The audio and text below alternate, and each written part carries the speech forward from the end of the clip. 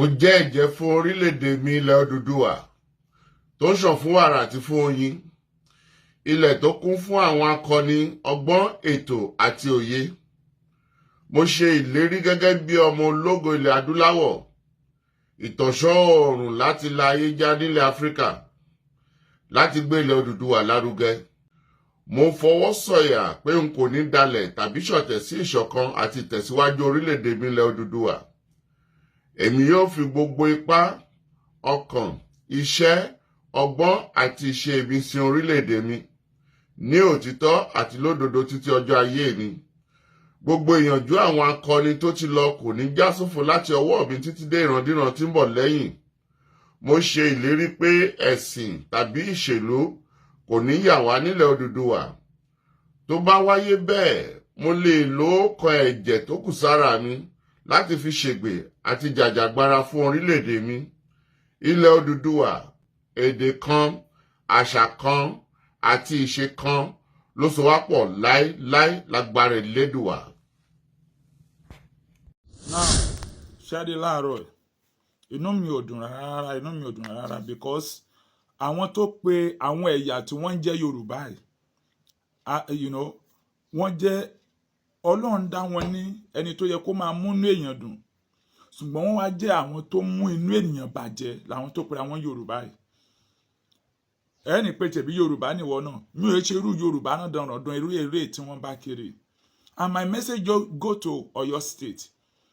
Ọ̀yọ́ State, wọ́n ń ṣe yín, ẹ tún wá ń ṣera yín. Now, I've been seeing that news. I, as one of the Nigerian anti-corruption ambassador, it is my responsibility.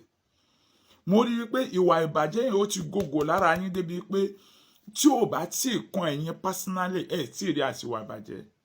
Now, ẹ̀yin ọmọ Gani Adams, ẹ̀ ń jáde ẹ bẹ̀rẹ̀ sí ní àtàkì Chief Sunday Igboho wípé ta ni mo tiẹ̀ wọ́ọ̀chì kan tó ń ṣépè fún Sunday Igboho burúkú. Now, I can't blame you. Reason because kì í ṣe ìyàwó ẹ ni àwọn tí ìyàwó ò tí wà involved nínú àwọn tí wọ́n ń jí gbé. Àwọn ọmọ ẹ kò tí wà involved nínú àwọn tí wọ́n ń jí gbé. That is number one. Number two, ìwọ ni gangan kọ́ náà jí gbé.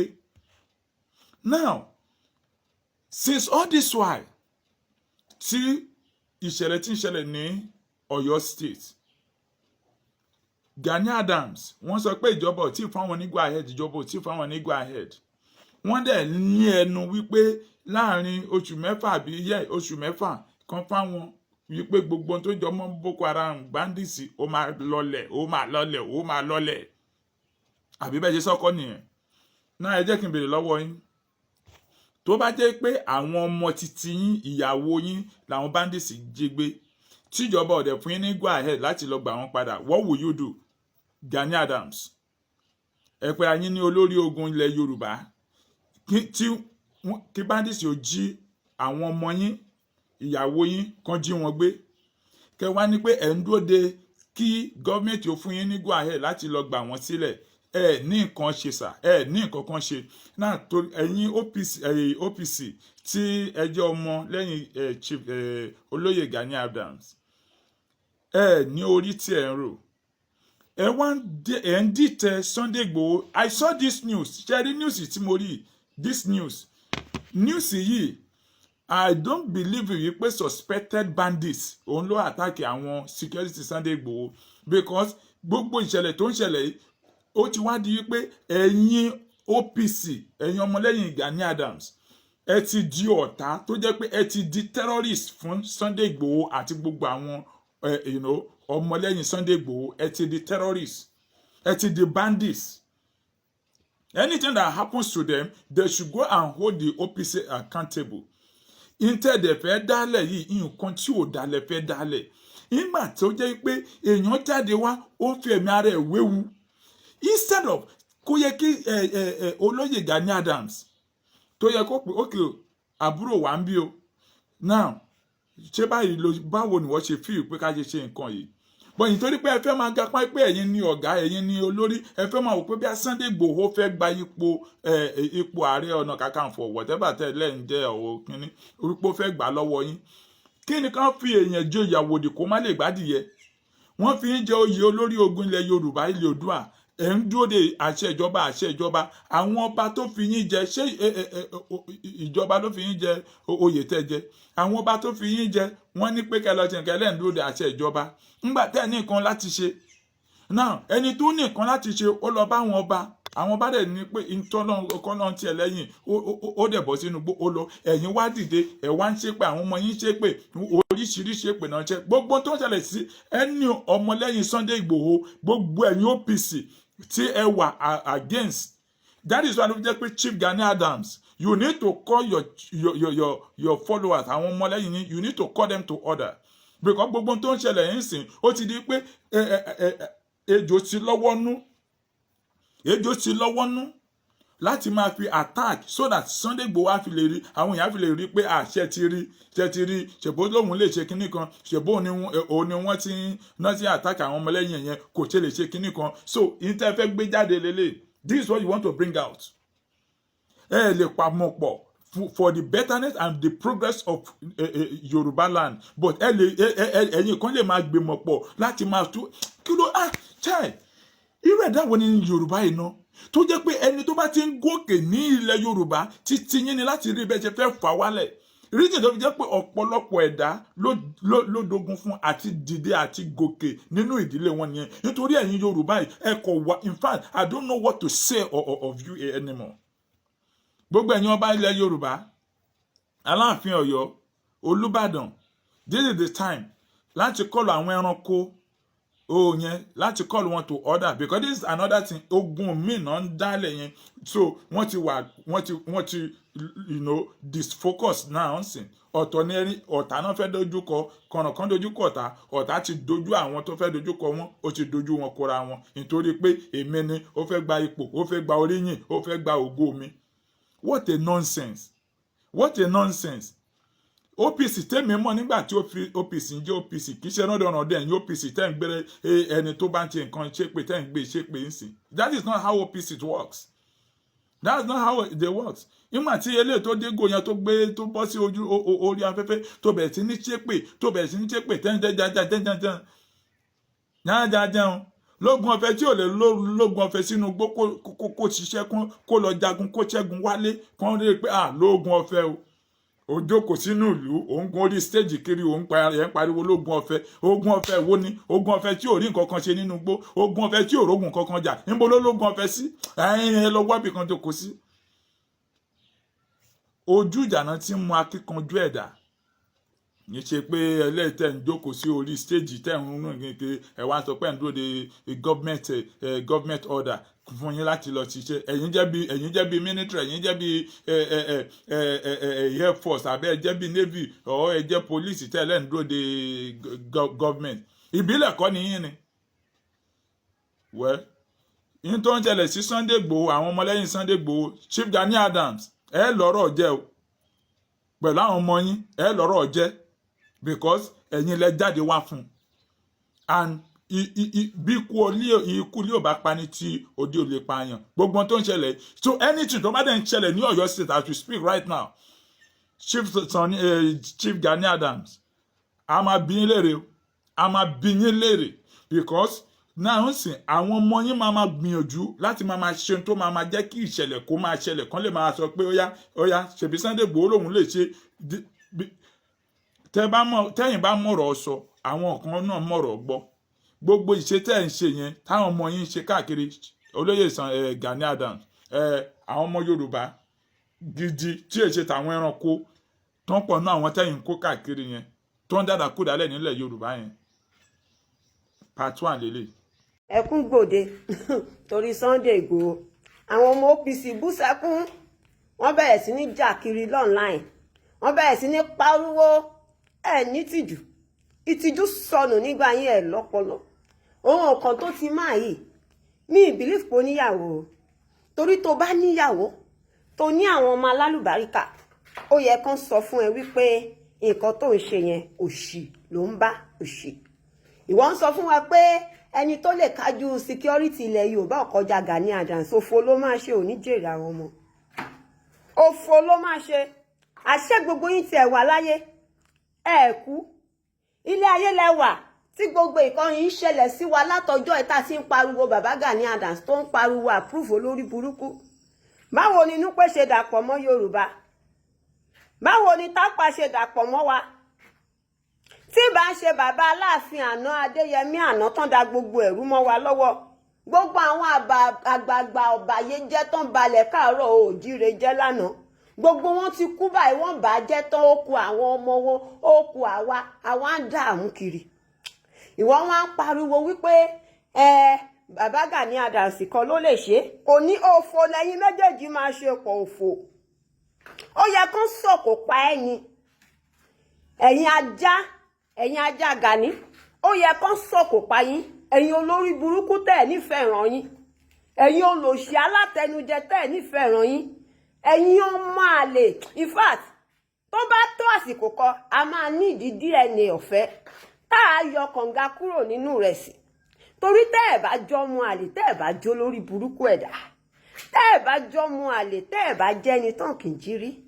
Àtìgbà tá a ti ń pariwo insecurity, olórí burúkú yín ò sí láyé. Ẹ sí láyé àbẹ̀ wà láyé èpè màmú pààyè èpè. Olórí burúkú yín ò sí láyé ńgbà yẹn. Tá à ń pariwo insecurity ẹ jáde o. Ojú ẹ̀mí yín báyìí Sunday Igboho jáde tán ìgbà tó fẹ́ ṣe Yorùbá nation. Torí insecurity ni Sunday Igboho ṣe ń jà fún Yorùbá nation. Ok, ìgbà tó tún wá jáde tán báyìí fún insecurity tó gba ìrù ẹkùn gbogbo yín wá ń sunkún. Ẹ ṣe mistake o, ìrù ẹkùn tàn ìsùn ìkéde. Ó yẹ kẹ́ lọ sẹ́nu tírélà, kẹ́ lọ kó sẹ́nu tírélà. Ó yẹ ká gbọ́ pé ẹ bẹ́ sí odò ni à ń mọ̀ pé yẹ́ ẹ̀sẹ̀ ń sunkún ní reality. Ẹ̀yin ọmọ àlè, ẹ̀yin ọmọ ìrankíran. Ẹ̀yin olórí burúkú tí ò ṣe é jírí. Wọ́n pa ìran yín, wọ́n pa àwọn èèyàn yín lójú yín. Ẹ̀sùn ẹ dàbí òkú ẹ̀ lè sọ̀rọ̀ síta. Ìgbà tí Sunday olóyè Ìgbòho ṣẹ̀ wá jáde báyìí, gbogbo yín wá bẹ̀rẹ̀ sí ní sunkún àtìkan náà tó tẹ̀rí gálágàlá bíi ti tèmi báyìí bí ẹran orí rẹ̀ sí. Ó tẹ́rẹ́ látòkèdè sàlẹ̀ àfi bí tèmi gẹ́lẹ́. Ẹran rẹ̀ yá gùn síwájú bẹ́ẹ̀ ẹran òtúùlù fẹ́ tẹ̀. Ó bẹ̀rẹ̀ sí ní sunkún kiri. Mo rí pé kò níran kò ronú. Bí mo ṣe ń wò yẹn mo believe pé tán bá fún ní 50,000 á lọ wá business ṣe.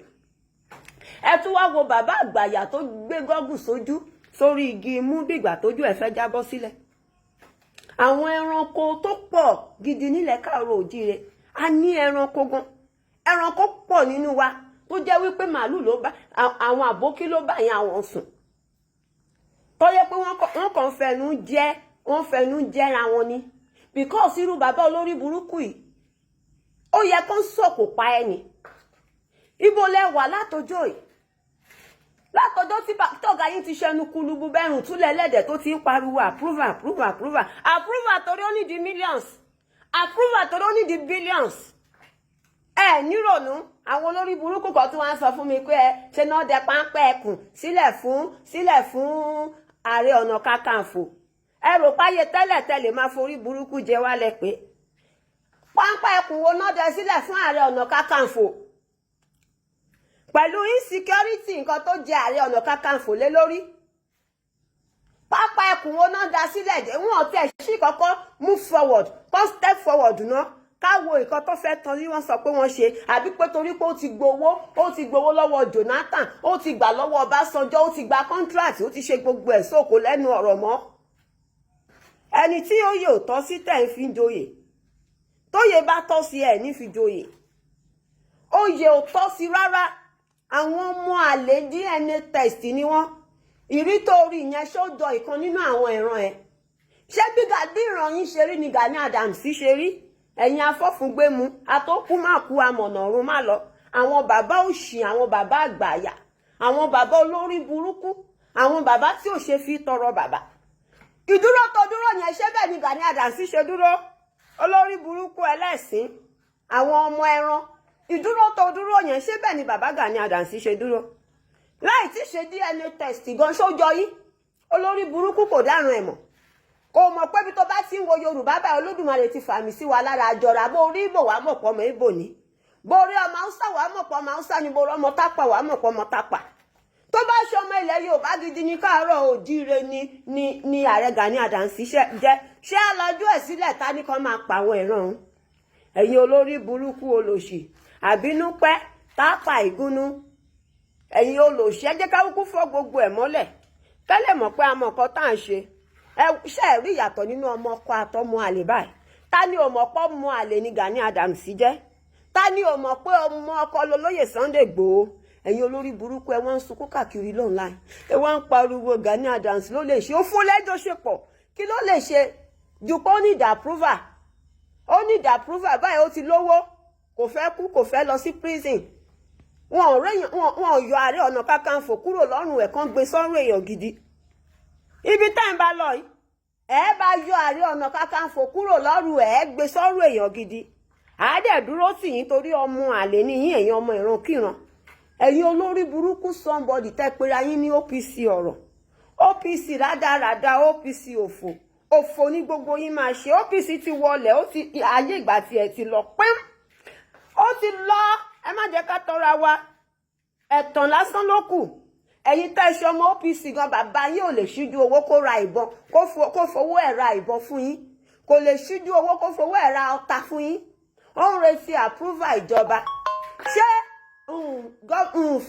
Ṣé Tinubu?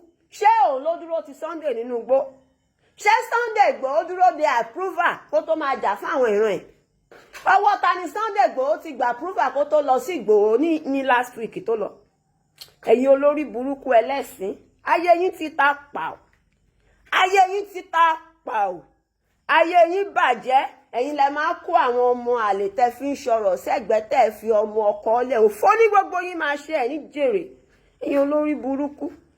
Ẹ̀yin aláìníran. Wéwo tó bá nídìí oògùn ọ̀sà, oògùn diabetes, oògùn rheumatism, oògùn kidney, ìwọ kọ mẹ́sẹ̀jì ní àbí oògùn fibroid, àbí oògùn ojú, or oògùn stroke, ìwọ kọ jẹ́ kí n mọ̀ mẹ́sẹ̀jì mi. Or bóyá o fẹ́ ra mọ́tò tán kó wá láti overseas tó dẹ̀ níhùn free accident, ó yá ìwọ mẹ́sẹ̀jì mi. Or bóyá o kò fẹ́ ra òkúta, o fẹ́ ra sand, o fẹ́ ra yẹ̀pẹ̀, o fẹ́ ra granite, ìwọ kọ jẹ́ kí n mọ̀. Àbí onídìí iná tó wà flashing tó make sense ní àwọn ilé tó yẹ pé imported ni wọ́n, ìwọ kọ ṣáà mẹ́sẹ̀jì mi. Or o fẹ́ wéyàn tá a bá ẹ ṣe omi, tá a bá ẹ ṣe gbogbo àwọn kan yẹn, ìwọ mẹ́sẹ̀jì mi. Pariwo yìí is nobody before. Ọ̀rọ̀ kí lórúkọ ẹ̀ kò sórúkọ ẹ̀ kó lọ́gbọ̀n olórúkọ ẹ̀ fi ṣe is more popular and more respected than Gani Adams now in terms of freedom for Yoruba. People ibi tó bá ti téèyàn 20 bá ti dárúkọ gbòó tó ṣàdúrà àwọn ò ní dárúkọ Gani Adams. And Gani Adams is not ready to change. Interview tí mo ṣe lé nísìnyí tí wọ́n bá wò lọ́la báyìí àwọn supporter máa máa ṣépè lọ́ta wọn ni. Bẹ̀tẹ́ bá sọ tí ò dání Sunday Igboho àwọn supporter ò ní ṣépè lẹ́yìn. In any kí lórúkọ ẹ̀ set up Yorùbá kingdom Ààrẹ Ọ̀nà Kakanfò olórí jagunjagun lẹ̀ Yorùbá ni. Mo ṣe interview kan ní sọ pé ó sọ pé kí wọ́n sígun fún òun mo pe Aláàfin Ọ̀yọ́ ẹ sígun fún nígbà kan Aláàfin Ọ̀yọ́ wo no I really commend your what do you call it your outfit ó rìn gan because bóyá comment ni mo rí o bóyá tó bá pàwọ̀ ẹ̀rí nọ́mbà mi gan mọ̀ pé ó tún máa ṣe jù bẹ́ẹ̀ lọ. Àwọn èèyàn míì tó ti dá mi mọ̀ tọmọ nọ́mbà wọn máa pè mí bóyá Aláàfin Ọ̀yọ́ gbọ́ bóyá wo drill yìí bóyá interview yẹn ló gbọ́ the second week ló pe Ààrẹ Ọ̀nà Kakanfò náà Gani Adams tó ní ó yá ogun jalè Yorùbá kí ló lè ṣe sí iná wẹ́tẹ̀gẹ̀ pé kíjọba kí wọ́n fọwọ́ sí ẹni fi ìlú tó fi yí Ààrẹ Ọ̀nà Kakanfò wọ́n ní kó wọ́n lẹ̀ ó wá ní kíjọba ó tó fọwọ́ sí ṣé Aláàfin tó pè é ó mọ̀ pé sójà àtọ́lọ́pọ̀ ó jọ ẹ̀kan fi ṣe ni. He has changed himself to ceremonial Ààrẹ Ọ̀nà Kakanfò. And let me tell you one thing. Nígbà tí Gani Adams bẹ̀rẹ̀ OPC is nobody.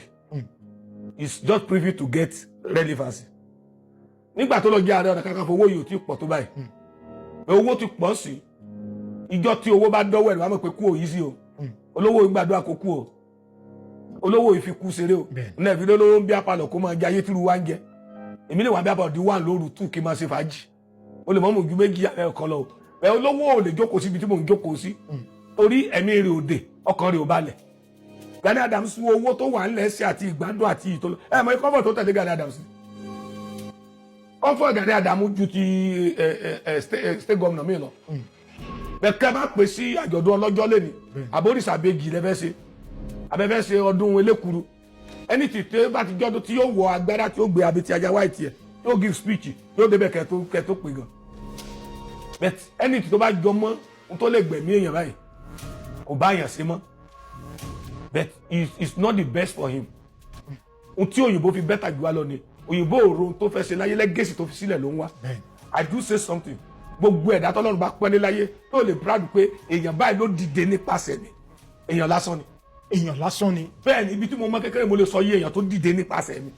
fẹ́ẹ́ fi ti Gani Adams sílẹ̀ síbi kan ẹgbẹ́ ọmọ sẹrimóní àti ẹ̀ka tọ́lọ́run bá ràn lọ. mo rí clip kan níjẹta tọ́lọ́ wọnú igbó kan ní eré Àkòròdú àwọn ọmọ ẹ̀ pé wọ́n rescue àwọn kí lorúkọ ẹ̀ wọ́n rescue ẹni tí wọ́n jí gbé wọ́n mú kidnapper méjì àwọn kan wọ́n sá lọ wọ́n gbé fídíò ẹ̀ jáde àwọn ò sọ pé àwọn heart drama ń gbà yàn wọ́n sọ pé skit làwọn ṣe o kò lè sẹ́ńbọ̀ tó condemn wọn bẹ́ẹ̀ nígbà tí wọ́n gbé tìgbòho jáde àwọn tó kọ́kọ́ gbé jáde pé script ló ń heart eré ló ń ṣe kí ló dé tá ń condemn ara wa tẹ́tẹ́ fún ọdún péjì táwọn Nàìjíríà ṣe fẹ́lẹ̀ nílẹ̀ Yorùbá anybody tó bá lágbára àti free wa kó free wa ni níjọ́ tí mo kọ́ gbọ́ pórí ẹbí fẹ́ kàfé tó ní Ọ̀yọ́ ń pè ẹ́ mo wà náà tó kọ́ da ló ń pe òpè rẹ̀ òṣèlú yàtọ̀ sí broadcasting òṣèlú yàtọ̀ sí social media influencer ayé mọ̀ mi mo gbajúmọ̀ láti social media kò sòṣèlú òṣèlú ní nǹkan tó jinlẹ̀ ju bá a ṣe ro lọ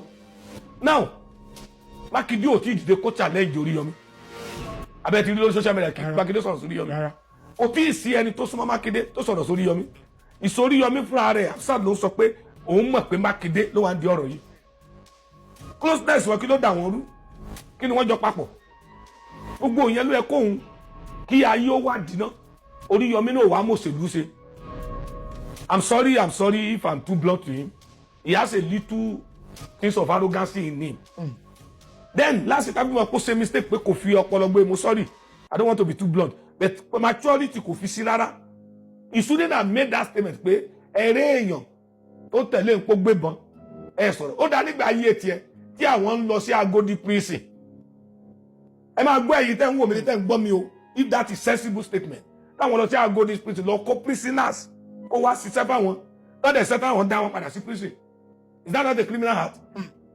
It's involved. Ká ní pé ọmọ local government chairman wà bẹ́ẹ̀ àbọ̀ ọmọ ẹbí ẹ̀ kan àbí family Mákindé wà bẹ́ẹ̀ wọ́n ti sọ ransom they won't wait for kìnnì kan gbogbo ètí dá Mákindé sọ pé ò lè negotiate I'm still repeating it bí wọ́n tiẹ̀ àwọn ọmọ ẹbí wọ́n free wọn wọ ẹni ẹ̀ lè free wọn pẹ̀lú ìbọn ẹ̀ pa nínú wọn tẹ́ bá mú kẹ́ẹ̀fì bọ́ sí so why can't they pay the ransom and at least listen to them àwọn èèyàn ti ráǹdì inú gbóyè bẹ́ẹ̀ ṣe sọ ẹ san ransom àwọn kidnapper mọ̀ pé nìkan ráǹdì ibi tí wọ́n wà ẹ gba àwọn ọmọ yẹn ó di jọ́ kejì ẹ ṣe ní fire to fire ṣebí Mákindé tá a sọ yìí July last year ló ti kó fighter helicopter pẹ̀lú drone wọlé I think those who are aware of this wọn ẹ gẹ́rì sí ọdún mọ̀sán July last year ló kó helicopter fighter helicopter méjì wọ Nàìjíríà pẹ̀lú àwọn drones ó dẹ̀ fi ilẹ̀ sí port kò clear rẹ̀ láti August last year nígbà tó wá jí àwọn ọmọ gbélógbó mọ̀sánṣe ló sì rántí pé drone àti helicopter ó wà ní airport ó sì lọ clear it has to take some months or weeks kó tó di pé àwọn air force náà lè bá assemble ẹ̀ òun làwọn air force yá lẹ́yọ̀ kan táwọn air force fi ń patrol gbóṣe kọ́sọ́mọ̀ pé ó ní méjì lọ́dọ̀ àwọn wọ́n stop him since August last year tó ò lọ gba kínní yẹn wọ́n lórí ìsàlẹ̀ strike tó pa wọ́n ní eré àdúgbò pẹ̀lú kan lóru àgọ́ wọ́n jí ìyàn gbé láti wọ́n kó wọn sórí àgọ́ àrá sán lóru ó pa gbọ́n kidnap òfin nìkan so sílẹ̀ àwọn oníṣàngó ló trace tí oko Ṣàngó wọlé sí náà bá àwọn tí wọ́n jí kó àrò ò touch anybody nínú àtọ́ jí kó yẹn àwọn bandit yẹn ni wọ́n pa ságbára yẹn ti lọ ni àfọ àwáyé ẹsẹ bàbá wáyé wáyé ṣe wá fi re mo mọ̀ wọ́n dáadáa tí wọ́n bá mú bàbá yẹn láàyè pé fèsì forest bí wọ́n ṣe dàgbà tó yẹn wọ́n lẹ́wọ̀n fi àwọn ọmọ tó wà lórí Ògbómọ̀ṣọ́ yẹn jáde tó náà lọ́n fún wọn ṣe wọ́n ní agbára wọ́n dẹ̀ ń lò bó ṣe tọ́ wọ́n dẹ̀ adẹ̀mọ́ iye yẹn tí bàbá yẹn ti gbé dìde bí wọ́n ti dé èèyàn ní ọ̀dà bàbá yẹn. gbogbo ọ̀rọ̀ tẹ́ ń gbọ́ lẹ́nu mi lónìí àti tí mò ń sọ lótìtọ́ àti òdodo ni ó sì jẹ́ àwọn àṣírí mi tó yẹ pé èmi gan ò sọ rí tẹ́ ẹ̀ gbọ́ lẹ́nu mi èyí tó ṣẹlẹ̀ nípa ọ̀rọ̀ Sunday Igboho gbogbo àṣírí rẹ̀ lẹ́ gbọ́ tí Oríyọmí Hamzat àti Ṣèyí Mákindé ibi ọ̀rọ̀ ń kú sí ẹni tó tí agere ẹ̀ símọ́ lórí gbogbo ẹ̀ lẹ́ gbọ́ ibi tọ́rọ̀ àwọn ọmọ tí wọ́n jí gbé ní Ògbómọ̀ṣọ́ ibi tó dé gbogbo rẹ̀ là ń yànnà náà lónìí ẹ wàá gbọ́ wínníwínní lórí tó ṣẹ̀ lórí ọ̀rọ̀ ààbò àti ìjọba Nàìjíríà ẹ mọ̀ pé ohun tó pamọ́ àtúwò ní rẹ̀ fún. ọkùnrin gbàgbọ́gbọ́ bí ọjọ́ torí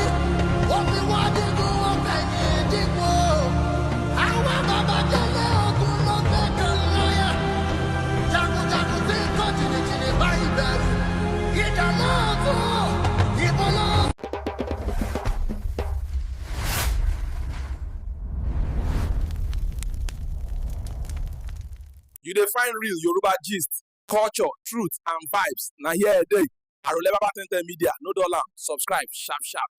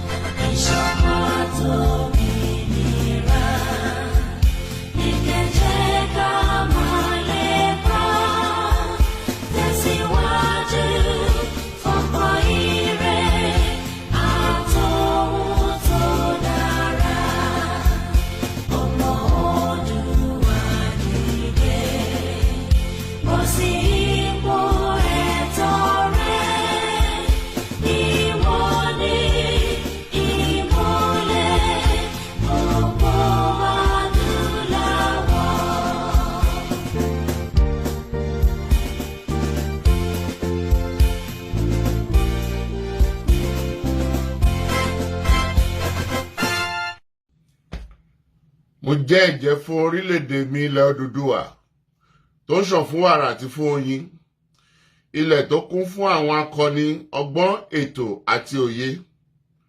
Mo ṣe ìlérí gẹ́gẹ́ bí ọmọ ológo ilẹ̀ adúláwọ̀, ìtọ̀ṣọ́ oòrùn láti la ayé já nílẹ̀ Áfíríkà, láti gbé ilẹ̀ Odùduwà lárugẹ.